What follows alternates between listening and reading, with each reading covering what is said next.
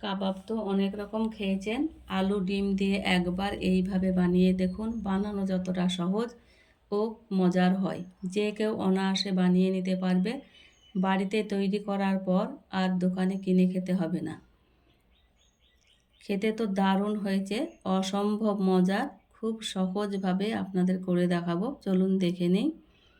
আলু সেদ্ধ করে নিয়েছি, কাঁটা চামচে ম্যাশ করে নেব। সবগুলো ম্যাশ করা হয়ে গেছে।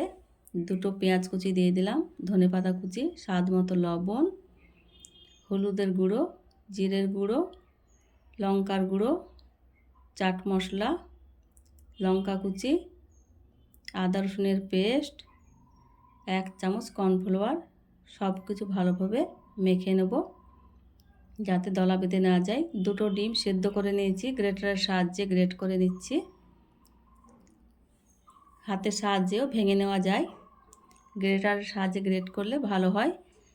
চামচের সাহায্যে আলুর সঙ্গে ভালোভাবে মেখে নিচ্ছি। খুব ভালোভাবে মেখে নিতে হবে, আলুর সঙ্গে যাতে মিশে যায়।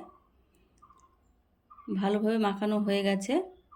এদিকে 1 চামচ ময়দা নিয়েছি, অল্প অল্প জল দিয়ে একটা ব্যাটার তৈরি করে নেব।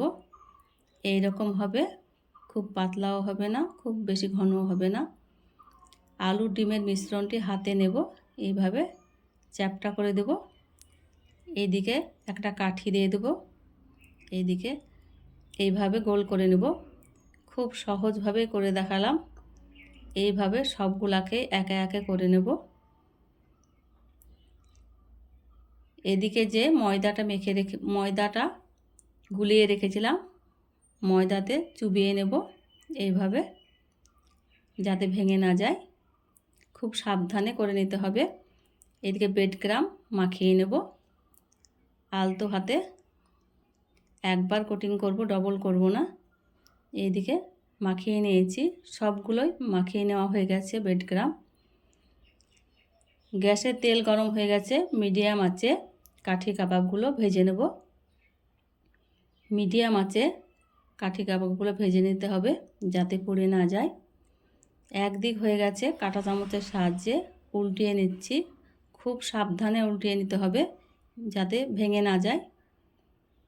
ভিডিওটি ভালো লেগে থাকলে লাইক দিয়ে সম্পূর্ণ ভিডিওটি দেখে নেবেন। কাঠি কাবাবগুলো ভাজা হয়ে গেছে, আবার তুলে নিচ্ছি একে একে। আশা করছি আজকের রেসিপি আপনাদের কাছে ভালো লাগবে। সবাই ভালো থাকবেন ও সুস্থ থাকবেন।